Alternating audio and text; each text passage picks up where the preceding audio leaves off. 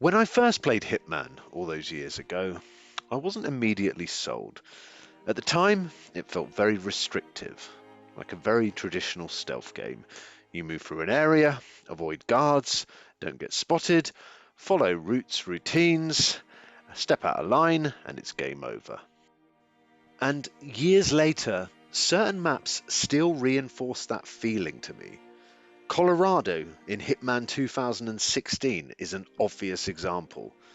Almost everyone on the map is hostile, there's very little social stealth, no crowd to disappear into, no natural flow where you can just blend in and observe. It's tense, unforgiving, and if you don't already understand the systems, it feels brutally restrictive. For me, that map confirmed what I thought Hitman was: a game about staying hidden, moving carefully, and being punished hard for any mistakes. And at the time, I just wasn't into that. I was all in on open world games at the time. Big spaces, games that let you approach things how you wanted, and Hitman just didn't feel like that to me. It felt controlled and managed. You're on a level, but large parts of it are locked off. Certain outfits let you in, others don't.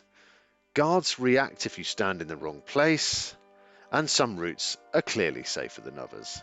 So I put it down. But Hitman changed my mind. Not instantly, it took time. But once it did, I realized I misunderstood what the game was actually about. Here's an example of perfection in Hitman Freelancer. An example of how you need to master the game. It's about being meticulous.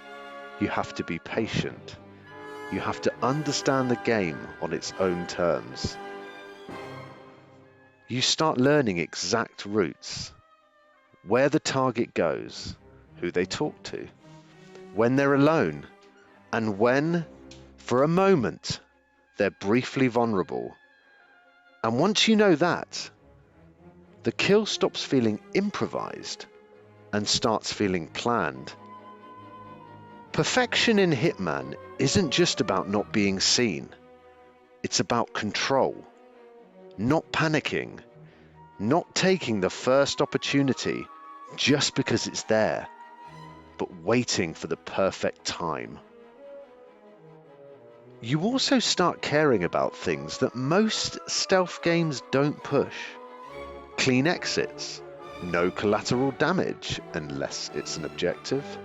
No unnecessary knockouts. Not because the game forces you to, but because you want the run to feel right. And when something goes wrong, I would often restart, not because I'd failed, but because I didn't want the run to be messy. That mindset didn't come from stealth, it came from wanting to get it right. And that's what really won me over about Hitman. Hitman isn't an open world game, but it gives you more freedom than most open world games do. The freedom just comes from choice rather than having a vast amount of space. You're not roaming, you're observing. You wait, you listen to NPC conversations. At first they might sound like background noise, but then you realize some of them matter. They might explain habits, they might explain access to areas. Sometimes they quietly point you in a direction that's good for an opportunity, or not. But Hitman isn't just about that. You can also just have a laugh, like here, where you can blow somebody up with a rubber duck and then run to the other side of the map and watch the NPCs run around like headless chicken. Or here, when you can throw a battery on some water and electrocute the butler for no reason at all. And when people try and help, you blow them up too. There's another reason Hitman forces a different mindset, and it's something I didn't really appreciate at first. You're vulnerable. There's no safety net in this game. There's no health packs dotted around the map. There's no easy ways to recover when things go wrong. And if you mess up enough, then the game's just over. And that changes how you play. In most stealth games, Being spotted is a problem you can usually fight your way out of. You take a few hits, you hide, you heal up, and you reset. And even if things go wrong, the game often lets you recover.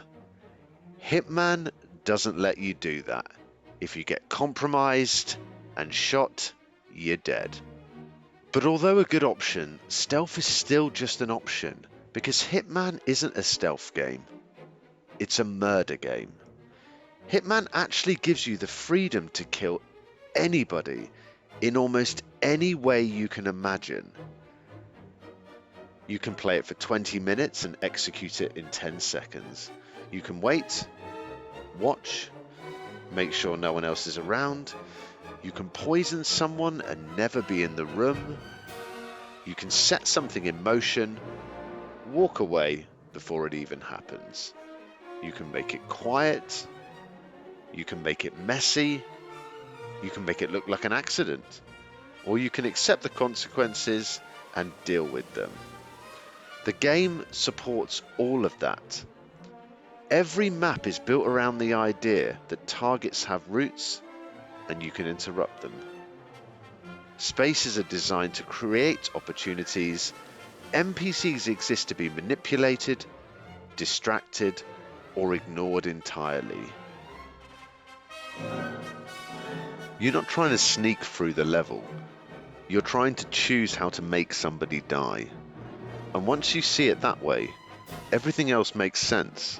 The patience, the waiting, the obsession with timing, the restarts when something feels wrong, even if it's technically worked. Hitman isn't asking you to survive the level. It's giving you a space, a set of systems, and a target, and letting you decide what kind of killer you want to be. When I first played Hitman, I thought it was restrictive. What I eventually realized, though, is that it's one of the most autonomous games that exists. It just hides that freedom behind discipline. Once that clicks, it stops feeling like stealth entirely. And then it feels like something completely different.